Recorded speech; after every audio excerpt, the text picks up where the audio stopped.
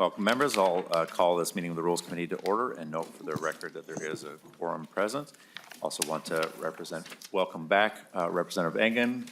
Congratulations on your new addition, and certainly keeping you and your family in our thoughts. Thank you so much. Appreciate it. Our first order of business is approval of the minutes for Thursday, April 18th. Vice Chair Hollins, would you care to move the minutes? Thank you, Chair Long. Yes, I move their approval. Any discussion to the minutes? All in favor, please say aye. Aye. Opposed? The minutes are adopted. Our order of business, members, is 2 deadline waivers pursuant to Joint Rule 2.03. There are 2 bills before the committee for a waiver after missing deadline. As a reminder, the purpose before us is to waive the deadlines for further action and to recommend a re-referral for a substantive hearing. So we won't be accepting amendments or public testimony at this time. The first bill is House File 5040, Representative Herr, the 2024 Pensions and Retirement Bill. The reason for the waiver is per Joint Rule 2.03, Paragraph 4. The deadline for a committee of either house to act on a bill that has been recommended favorably by the Legislative Commission on Pensions and Retirement is the second committee deadline. Because first and second deadlines were collapsed into a single deadline this year, the Commission was operating on a truncated schedule to compile the 2024 Pension and Retirement Bill as approved by the Legislative Commission on Pensions and Retirement. And this bill contains the entire bipartisan bicameral work of the LCPR from 2024. I move that the deadlines be waived for further action on House File 5040 and that House File 5040 be re-referred to Ways and Means. Discussion to the motion.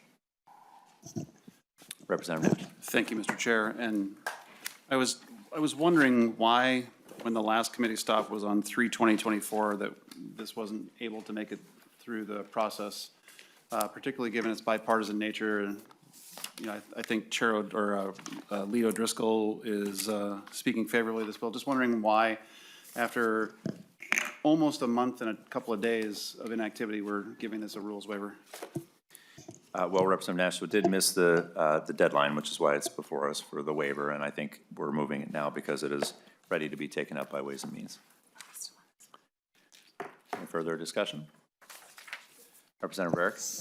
Thank you, Mr. Chair. Just really quick, since it's going to Ways and Means, it must have a fiscal impact. What is the fiscal impact?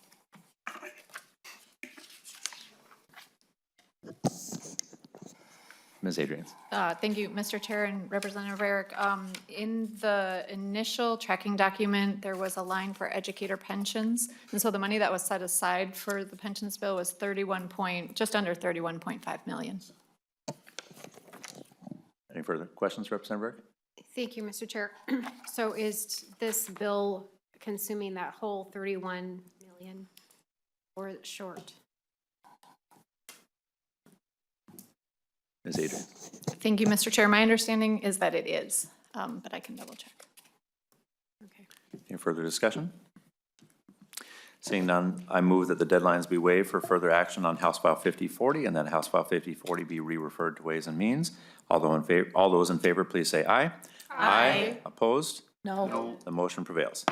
A second motion is for House File 4975, Representative Acomb, Renewable Development Account. The reason for the waiver is that there was a late misalignment with the Senate about which vehicle bill to use.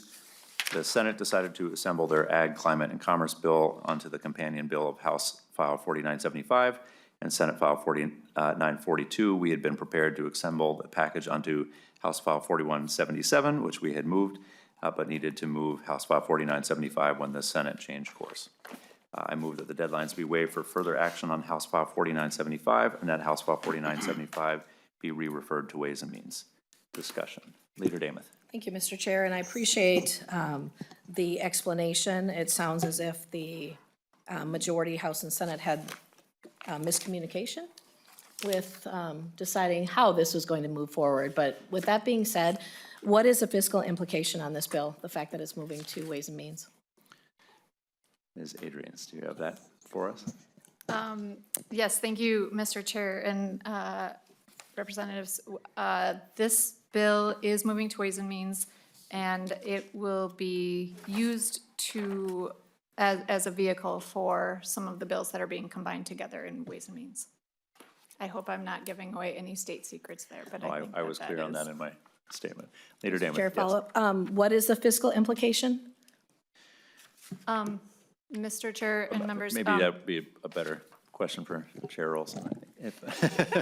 Miss Adrian knows fiscal inside and out, but I could just share, so she Chair is Olson. not on the line for any secrets, which there aren't any, but, because I shared about this in Ways and Means.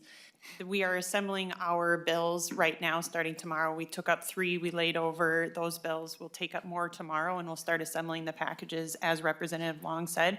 The bill we are doing the deadline waiver on is a vehicle bill. So the fiscal bill, I think you're asking about the overall fiscal impact, which we still, so this is the bill we will amend the budget bill onto. Okay. So essentially the fiscal impact of this bill is probably not the question you're actually asking about. Leader Damon. Okay, thank you, Mr. Chair, and thank you, Chair Olson, for that explanation. Again, the concern of the targets, where it's coming out of, and the cost, knowing that we were cautioned by MMB to exercise restraint in any spending, rises to the level of concern, and as soon as we have that information available as we move forward in these uncertain times over the next few days, that is going to be very much appreciated. Thank you. Thank you, Leader Damon. Seeing no further discussion, I renew my motion. All those in favor, please say aye. Aye. Opposed? No. Motion prevails. That's our business members, and we are adjourned.